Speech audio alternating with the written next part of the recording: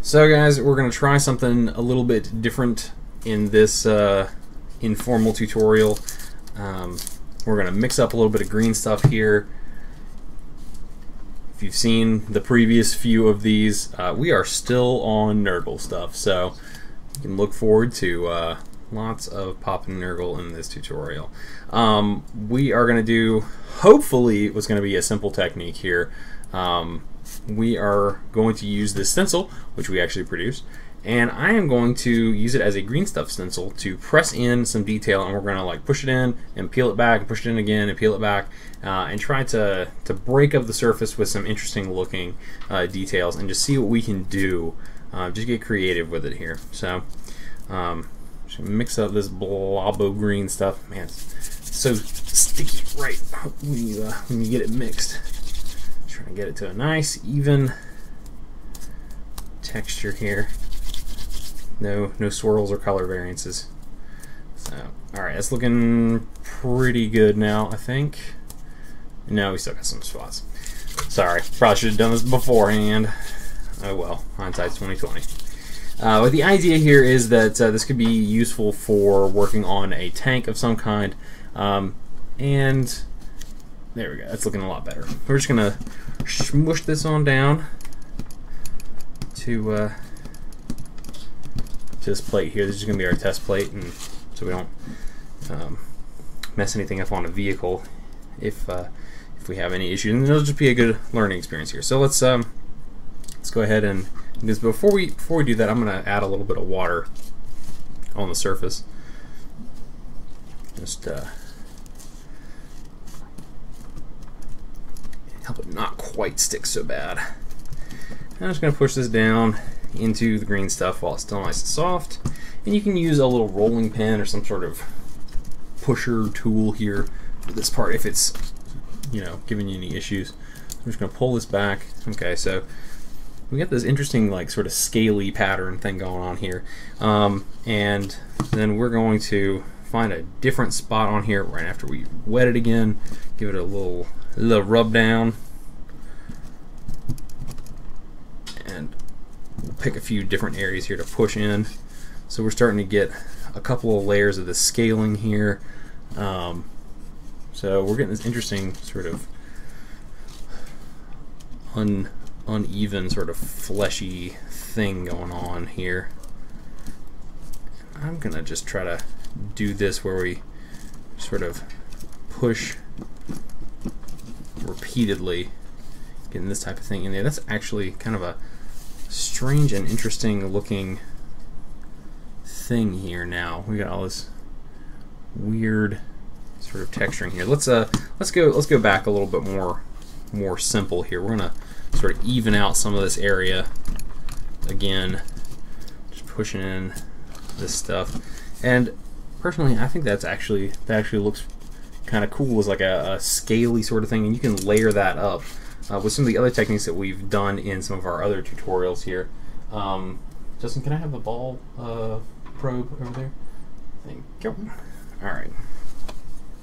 So we're just going to take a ball probe here, and the parts in between these scaly bits, let's do a little bit of sort of that weird flesh technique that we were using before, just to give it a little bit of something, because these areas in between are the parts where it was the flat plastic up against this. So we want to give it a little extra something to really push it to that next level. But I do think this is an interesting looking textural technique. It kind of reminds me of that like scaly skin you might see on some sort of large monster. It's just really easy to do. Okay. You could probably also do some interesting lava techniques with this. Like these are the little like floating bits of solidified pumice, and the flat parts are more the lava flow underneath. And maybe let's shake it up a little bit here. Let's put a pretty large dimple in this. Let's do a few of those. Let's come over here and we'll sort of work in some sort of dimple there.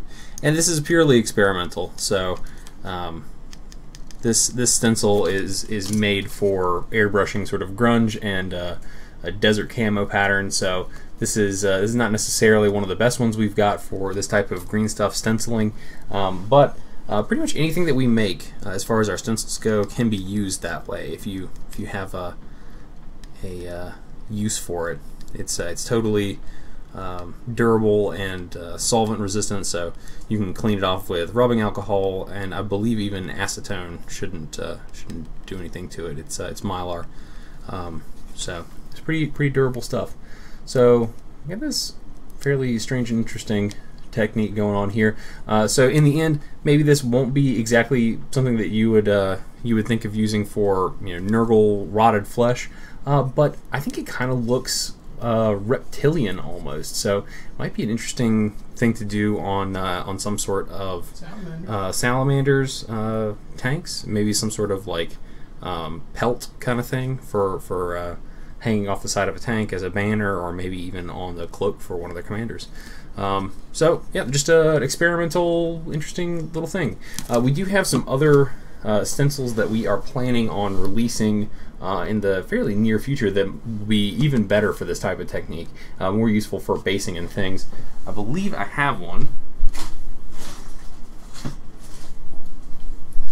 right here. This is the type of thing. So this is, you know, big brick type stuff, so you could roll out some type of other epoxy putty. I wouldn't necessarily do it on you know, on this scale with green stuff, but you could certainly do some sort of what, like a base, like if this was your base, and you know, this is, you know, completely experimental, so I'm not attached to it or anything. We're just gonna sort of remove a lot of this detail here. I'm just gonna scrub it out with my finger. There we go. Just kind of wipe this down. Let's just pretend this is the surface of one of your bases. You could take one of these stencils here and let's wet that down. Let's give ourselves some lines here. Find, yeah, that'll do just fine. It's a lot easier to do this with like a bigger rolling pin, but just you know, the back end of a X-Acto knife or something like that. And you could even come in and sort of tap in some texture here with a stiff brush. So while this is still down, push, push, push. Really get behind it and just jam the bristles down in there. You may even want to go with a more aggressive brush here, like these guys have super tough boar's hair bristles. These come in a lot of the cheapo craft store packs of brushes, so I bet you guys have a bunch of these laying around. I always use these for like glue application and things. So we got that, and then we just peel that away, and we got some cool looking stone texture here for basing material. So this is, you know, one of the actual uses for these as green stuff stencils. So pretty cool stuff. You can see that it kind of pulled up on some of this a little bit, and it deformed some of that layer because we didn't wet it really all that well. But yeah, very cool stuff. And thanks guys for watching this video with us. Hope you enjoyed it and maybe got some good info out of it.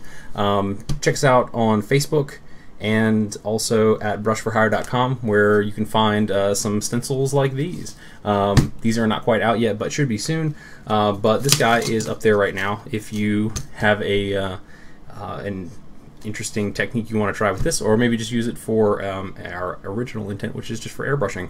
So come check us out over there. Also take a look at some of the cool models that we've painted, and if we can paint some models for you, let us know in our Get a Quote section. Until next time, happy wargaming.